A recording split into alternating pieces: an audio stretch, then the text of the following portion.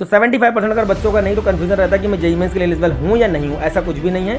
एक तरीका इसमें ये भी हो सकता है कि अगर बच्चों आपके पास 75% का क्राइटेरिया अगर आपका नहीं बन पा रहा, आपको ऐसा लग रहा है कि मेरे बोर्ड में आपका नहीं आ पा रहा है, तो एनआईओएस बोर्ड एक ऑप्शन यहाँ पे रहता है। कई सारे बच्चों ने एनआईओएस बोर्ड से किया हुआ है। लास्ट ईयर एक बच्चा मेरे पास आया, उसने लद्दाख से वहाँ पर किया हुआ था एनआईओएस बोर्ड से, तो लद्दाख से उसने एनआईओएस बोर्ड से किया हुआ था, तो उसको एनआईटी श्रीनगर के अंदर होम स्टेट कोटे का फ़ायदा मिला।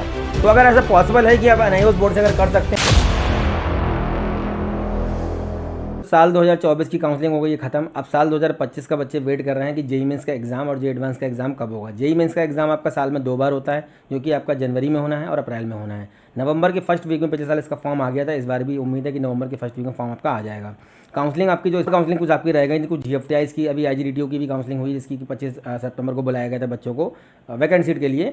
तो फिलहाल 24 की काउंसलिंग में जिन बच्चों का एडमिशन हो गया है, जिन बच्चों ने काउंसलिंग की है और अपने ड्रीम कॉलेज तक पहुंच गए हैं, वेल एंड गुड। नहीं पहुंच पाए हैं, ड्रॉप ले रहे हैं, या फिर जो पहली बार जेईई मेंस में अटेम्प्ट करने जा रहे हैं बच्चे, उनके मन में डाउट रहता है कि क्या एलिजिबिलिटी क्राइटेरिया इसका रहता है, किस तरीके के कौन कौन से कॉलेज में पार्टिसिपेट करते हैं, जेईई मेंस की रैंक को हम कहाँ यूटिलाइज कर सकते हैं, या फिर जेईई एडवांस का पेपर होगा उसमें प्रीवियस के कट ऑफ क्या क्या रहे हैं, और उसमें कट ऑफ क्वालिफाई करने के बाद 2.5 लाख बच्चों को पोजीशन बनाने के बाद आपका जो रैंक आपके पास आता है, फाइनली जो आपको 48,000 बच्चे जो क्वालिफाई हुए हैं इस बार, उनको जो रैंक मिली थी, जो एडवांस की रैंक को कहाँ यूटिलाइज कर सकते हैं अपार्ट फ्रॉम आईआईटीज़। तो ये सारी बातें हम वीडियो में करने वाले हैं। चलो सब्सक्राइब कर लीजिए, वीडियो को लाइक करिए और अपने दोस्तों को शेयर करिए, जिससे कि आने वाले वीडियो लगातार आपको मिलते रहें। इस तरीके की जो भी इन्फॉर्मेटिव वीडियो है आपकी काउंसलिंग के रिगार्डिंग या फिर कॉलेज रिव्यूज के रिगार्डिंग, मैं चैनल के माध्यम से लगातार प्रयास करता हूँ, आगे भी करता रहूँगा। जेईई मेंस का जो आपका एग्जाम होता है और जेईई एडवांस का जो एग्जाम होता है, तो आपका थोड़ा सा देख लेते हैं। तो जेईई मेंस का जो आपका बच्चों एग्जाम होता है, जेईई मेंस 2025, जो बच्चे पहली बार अटेम्प्ट करने जा रहे हैं उनके कुछ डाउट्स ज़्यादा रहते हैं। जिन बच्चों ने 2024 में एग्जाम दे दिया है उनको थोड़ा सा आइडिया रहता है कि कैसे एग्जाम का पैटर्न रहता है, किस तरीके से कितने नंबर आपको लाने होंगे, 300 में से कितने मार्क्स लाने होंगे, जिससे कि आपको एनआईटीज़, ट्रिपल आईटीज़, जीएफटीआईज, आपकी जो आपके स्टेट गवर्नमेंट कॉलेज होते हैं उसमें आपको एक अच्छा ब्रांच अलॉट हो जाए काउंसलिंग के टाइम पे। तो जेईई मेंस का बच्चों जो आपका एग्जाम होता है, ये साल 2000 से साल 2012 तक AIEEE के नाम से होता था, और IIT जेईई का एग्जाम आपका अलग होता था। तो उस समय क्या होता था, बच्चों को अलग अलग अप्लाई करना होता था। तो जो AIEEE का आपका एग्जाम होता था, इसका फॉर्म आपको अलग भरना होता था, और जो IIT जेईई का एग्जाम होता था, इसका फॉर्म आपको अलग भरना होता था। इससे आपको मिलते थे IITs, इससे आपको मिलते थे NITs, ट्रिपल आईटीज, GFTIs, और अलग से कुछ कॉलेज इसमें होते थे जिनको SFTIs बोलते थे, सेल्फ फाइनेंस टेक्निकल इंस्टीट्यूट बोलते थे इसको। इसमें कुछ प्राइवेट यूनिवर्सिटीज़ आपकी होती थी, जैसे आपका मेवाड़ यूनिवर्सिटी है, जैन यूनिवर्सिटी है, सोभित यूनिवर्सिटी है, इस टाइप की यूनिवर्सिटीज़ इसमें होती थी, जो कि बाद में हटा दी गई। अब इसमें 4 प्रकार के कॉलेज पार्टिसिपेट करते हैं, किसमें आपके जेईई मेंस की रैंक से जो मिलते हैं, इसमें आपके NIT हैं, ट्रिपल आईटी हैं, GFTI हैं। लेकिन काउंसलिंग आपकी कंबाइंड होती है। जो कंबाइंड काउंसलिंग आपकी जो जोसा होती है, इसमें आपके 4 प्रकार के कॉलेज पार्टिसिपेट करते हैं। इसमें आपके IIT हैं, NIT हैं, ट्रिपल आईटी हैं और GFTI हैं। अगर आपके पास एडवांस मेंस दोनों का रैंक है तो IIT, NIT, triple IT, GFTI सारे शो करेंगे। अगर आपके पास एडवांस का रैंक नहीं है, केवल आपने जेईई मेंस क्वालिफाई किया हुआ है, तो आपको क्या करेगा, 3 कॉलेज यहाँ पे शो करेगा, NIT, ट्रिपल आईटी और GFTI। तो साल 2000 से 2012 तक आपका AIEEE के नाम से एग्जाम होता था। इसको बोलते थे all India engineering entrance examination, अखिल भारतीय प्रौद्योगिकी प्रवेश परीक्षा। ये आपका 2012 में एग्जाम बंद कर दिया गया, और क्या कर दिया गया 2013 में, क्या किया गया 2013 में इसको जेईई मेंस नाम दिया गया, जो कि CBSE कंडक्ट करवाता था। इससे पहले भी ये आपका जो AIEEE का एग्जाम है, ये भी CBSE कंडक्ट करवाता था आपका। अब उसके बाद क्या हुआ, जेईई मेंस आप जब क्वालिफाई करेंगे, तो जेईई मेंस क्वालिफाई करने के बाद 2.5 लाख ऐसे बच्चों को वहां पे निकाला जाएगा। साल 2013 में एग्जाम का नाम रखा गया जेईई मेंस, और कंडीशन लगाएगी कि जो बच्चे जेईई मेंस क्वालिफाई करेंगे, मतलब एक कट ऑफ बनाया गया। अभी मैं कट ऑफ आपको दिखाऊंगा 2019 से लेकर 24 तक का क्या कट ऑफ रहा है आपका। जो बच्चे 2.5 लाख में अपनी पोजीशन बनाते हैं, पहले ये 1.5 लाख थे, बाद में 2.5 लाख संख्या कर दी गई। तो जैसे जैसे बच्चों की संख्या बढ़ती गई एग्जाम में, ये आपका जो है क्वालिफाई वाले जो बच्चे हैं इनको बढ़ा दिया गया, इनकी संख्या को बढ़ा दिया गया। अब जेईई मेंस बच्चे जो क्वालिफाई करेंगे, वो बच्चे क्या करेंगे, जेईई एडवांस में बैठेंगे। तो जेईई एडवांस से क्या मिलता है आपको, IITs मिलते हैं, ISC मिलता है, IST तिरुवनंतपुरम मिलता है। इसके बाद आपका IIP विशाखापट्टनम है, RGIPT रायबरेली है। उसके अलावा आपके 7 आइजर थे, जो कि आपके Indian institute of science education research के नाम से जाने जाते हैं। लेकिन साल 2023 तक आइजर में पार्टिसिपेट किए। साल 2024 में आइजर का अपना एग्जाम होता है IIT के नाम से, उससे आपको आइजर मिलते हैं। अब साल 2024 की काउंसलिंग में जेईई एडवांस की रैंक से आइजर बच्चों को नहीं मिले हैं, वो अपनी जो अपना एंट्रेंस एग्जाम होता है IIT का, उसके रैंक से आपको ये मिले हैं आइजर, ठीक है। साल 2013 से साल 2018 तक आपका जो एग्जाम हुआ जेईई मेंस का, ये CBSE ने कंडक्ट करवाया। लेकिन साल 2019 में एक नया फरमान जारी हुआ, और उसमें ये कहा गया कि अब ये एग्जाम NTA करवाएगा, और ये एग्जाम साल में 2 बार होगा। मतलब एक बार जनवरी में होगा और एक बार आपका कब होगा, आपका अप्रैल में होगा। तो जनवरी वाले का जो नोटिफिकेशन था ये सितंबर में आता था, और उसके बाद आपका जो है ये अप्रैल वाले का नोटिफिकेशन जो है आपका फरवरी में आता था। लेकिन एक बार एग्जाम कंडक्ट होने के बाद फिर आ गया कोविड। 2020 के मार्च के टाइम पे जब आपका कोविड का पीरियड स्टार्ट हुआ, उसके बाद आपका लॉकडाउन लग गया, और ये 2020 का जो एग्जाम था, ये जनवरी वाला तो हो गया था, लेकिन जनवरी के बाद वाला जो एग्जाम था ये आपका सितंबर में फिर करवाया गया था। तो इस वजह से ये काफी डिस्टर्ब रहा 2020, 2021, 2022 तक।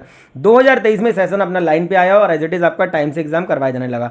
तो NTA एग्जाम जब करवाना स्टार्ट किया जेईई मेंस का, तो जेईई मेंस का एग्जाम कैसे होता है, जनवरी में और फरवरी में, जो कि आपका इस साल भी होना है 2025 के लिए। तो जनवरी वाले एग्जाम में मान लीजिए किसी बच्चे का परसेंटाइल 90 आया और अप्रैल वाले में किसी बच्चे का परसेंटाइल मान लीजिए 95 आया, तो दोनों में से जो बेस्ट परसेंटाइल होगा उससे बनेगी आपकी ऑल इंडिया रैंक और उसी के ब्याह पर आपको क्वालिफाई किया जाएगा। 2.5 लाख बच्चों में आप अपनी पोजीशन बनाएंगे और वो 2.5 लाख बच्चे क्या करेंगे, जेईई एडवांस का पेपर देंगे और जिससे आपको मिलेगा क्या, आईआईटी। फिलहाल जेईई मेंस का जो आपका एग्जाम हो रहा है 2024 में जो आपका एग्जाम हुआ है, 2025 में जो आपका एग्जाम होगा, इससे आपको मिलते हैं इस समय 32 एनआईटी हैं, 26 ट्रिपल आईटी हैं, 40 जीएफटीआई हैं और इसके बाद आपके ऑल स्टेट के गवर्नमेंट और प्राइवेट के जो कॉलेज होते हैं, जो आपकी जैसे आपका एमपी हो गया, राजस्थान हो गया, हरियाणा हो गया, पंजाब हो गया, चंडीगढ़ हो गया, दिल्ली हो गया। दिल्ली में आपकी 2 काउंसलिंग होती हैं, प्राइवेट के लिए आईपीओ होता है, गवर्नमेंट के लिए आपका जैक दिल्ली होता है, इसके अलावा यूपी टेक है, उसके बाद आपका उत्तराखंड है। डिफरेंट स्टेट के जो आपके स्टेट के गवर्नमेंट कॉलेज हैं, जो प्राइवेट कॉलेज हैं, जो वहाँ की सेंट्रल यूनिवर्सिटीज़ हैं, वो अलग अलग अपना फॉर्म निकालती हैं। कुछ काउंसलिंग के आपके बोर्ड बने हुए हैं जो मैंने अभी आपको बताए। आने वाले टाइम में कौन कौन से आपके अपार्ट फ्रॉम जेईई मेंस के अलावा कौन कौन से एंट्रेंस एग्जाम होते हैं गवर्नमेंट के लिए, प्राइवेट के लिए, वो सारे वीडियोस आपको लगातार मिलते रहेंगे। और जेईई मेंस की रैंक से कौन कौन सी आपकी काउंसलिंग्स होती हैं, इंडिविजुअल कौन कौन सी काउंसलिंग होती हैं, जैसे आपका एचबीडीयू कानपुर है, ट्रिपल एम गोरखपुर है, ट्रिपल आईटी हैदराबाद है, ट्रिपल आईटी बैंगलोर है, निरमा है, थापर, एलएमआईटी है, जेपी नोएडा है, ये सब काउंसलिंग आपकी अलग से होती हैं, अलग से आपके फॉर्म आते हैं, पर जेईई को एक्सेप्ट करते हैं। जेईई मेंस की रैंक को क्या करेंगे, कंसीडर करेंगे। और बाकी जो हमने आपके स्टेट के नाम आपको बताया, हरियाणा, पंजाब, चंडीगढ़, दिल्ली, ये सब अपने बोर्ड बने हुए हैं। इन बोर्ड्स के अंदर जो आपके गवर्नमेंट और प्राइवेट कॉलेज आते हैं वो आपको मिलते हैं जेईई मेंस की रैंक से। पर बहुत सारे बच्चों को जोसा काउंसलिंग के अलावा या इन कॉलेजेस के अलावा बहुत ज़्यादा जानकारी नहीं होती है कि कौन कौन से कॉलेज में हमें अप्लाई करना है। बहुत सारे बच्चे लास्ट तक बिल्कुल भटकते रहते हैं। अच्छा रैंक आने के बावजूद भी उनको नहीं जानकारी होती है कहाँ पर अप्लाई करना है, किस बोर्ड में अप्लाई करना है, किस राउंड में अप्लाई करना है। सारी चीज़ें, सारी बातें, सारी इन्फॉर्मेशन हम चैनल के माध्यम से पहले भी देते आए हैं, आगे भी देते रहेंगे। बस चैनल पर लगातार आप बने रहिए, सब्सक्राइब करिए और लाइक करिए, दोस्तों को शेयर करिए। अब ये जो कॉलेज जो आपको मिलते हैं एनआईटी, ट्रिपल आईटी, जीएफटीआई, ये मिलते हैं आपको जेईई मेंस की रैंक से। 40 आपके जीएफटीआई, टोटल आपके 121 कॉलेज में पार्टिसिपेट करते हैं, इसमें आपके 23 आईआईटी हैं। अभी कोई बच्चा अगर जेईई मेंस क्वालिफाई कर लेता है और 2.5 लाख बच्चों में अपनी पोजीशन बना लेता है, कट ऑफ क्वालिफाई करने के बाद, कट ऑफ क्या रहता है वो भी मैं आपको दिखाऊंगा। 2019, 20, 21, 22, 23, 24 क्या कट ऑफ आपका रहा है।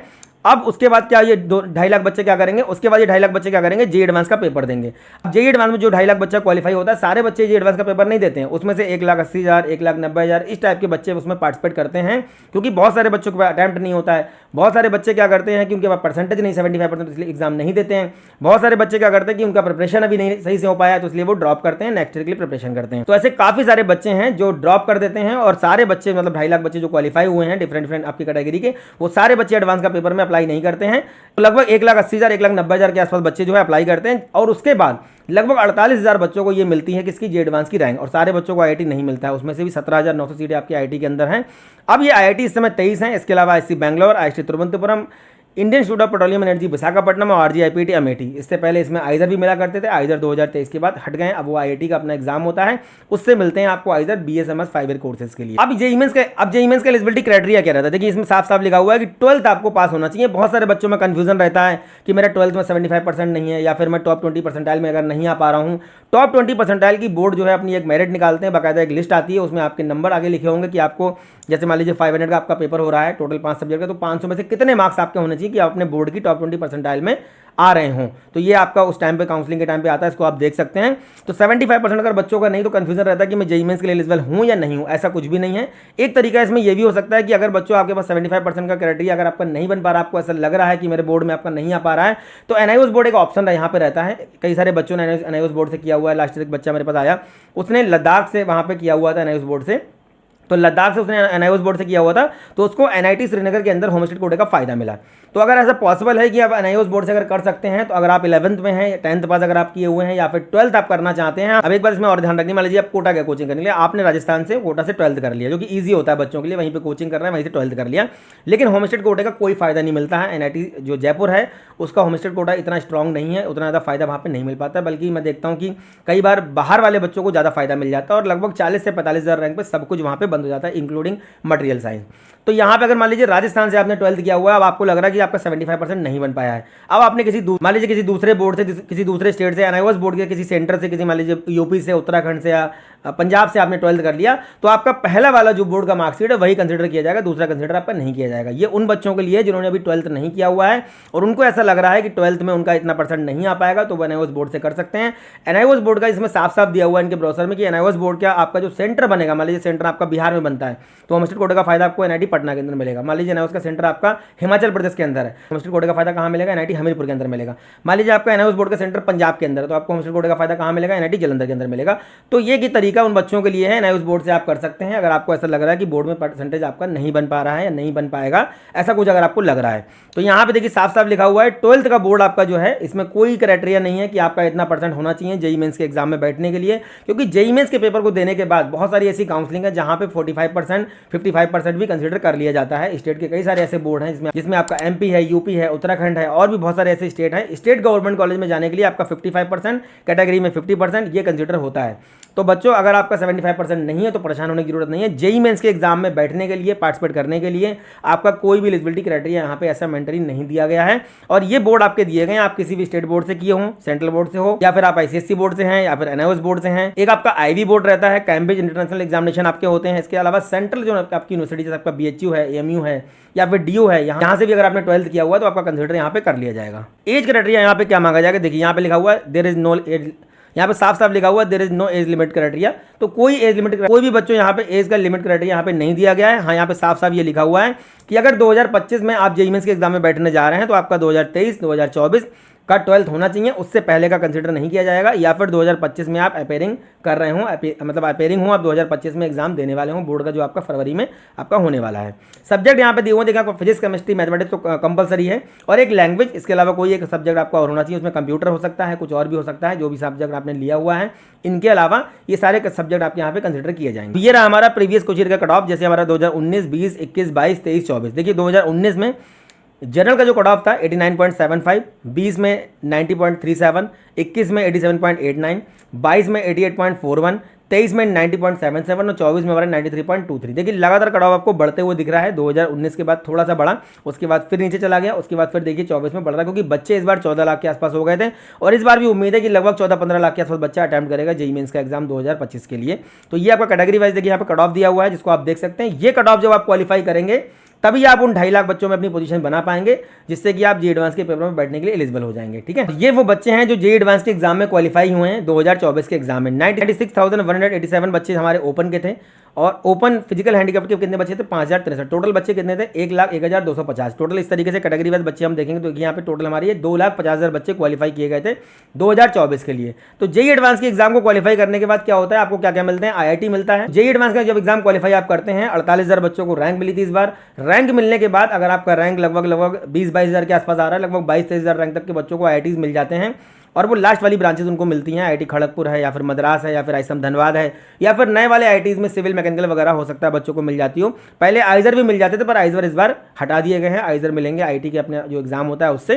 तो अभी फिलहाल आपके पास ऑप्शन है आईआईसी बैंगलोर, जो कि बहुत टॉप रैंक पे बढ़ जाता है एडवांस की रैंक से।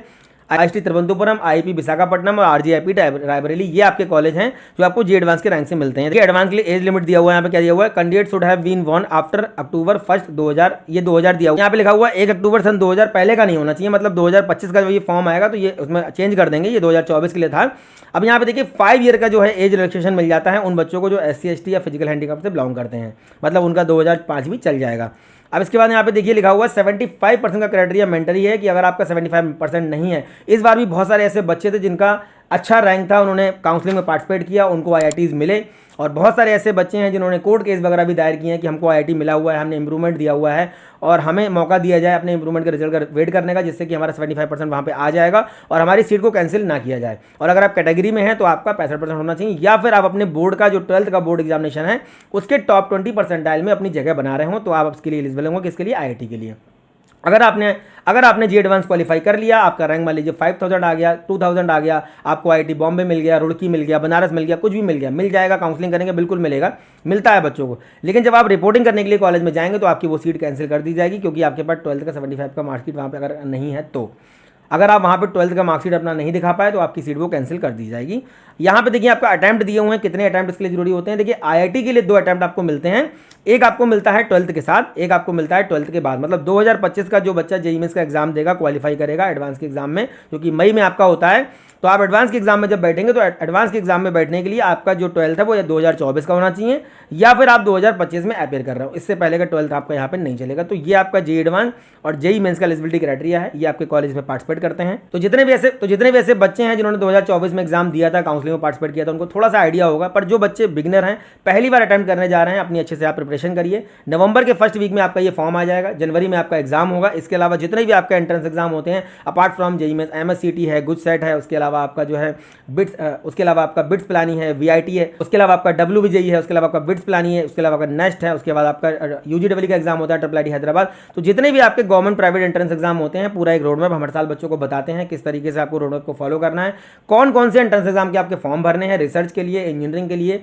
या फिर जो आपके और एंट्रेंस एग्जाम के फॉर्म आते हैं वो भी मैं आपको बताऊंगा किस तरीके से। सीयूटी का एग्जाम होता है, सीयूटी में भी आपके बहुत सारे ऐसे कॉलेज हैं जो काफ़ी अच्छे हैं और आपको बहुत कम फीस पे बीटेक ऑफर करते हैं। तो ऐसे जितने भी आपके एंट्रेंस एग्जाम होते हैं, बहुत जल्द वीडियो के माध्यम से आपको इन्फॉर्म मैं कर रहा हूँ। चैनल पे बने रहिए, सब्सक्राइब करिए, लाइक करिए, दोस्तों को शेयर करिए, और नेक्स्ट वीडियो में मिलेंगे अच्छे टॉपिक के साथ। तब तक धन्यवाद, थैंक यू वेरी मच।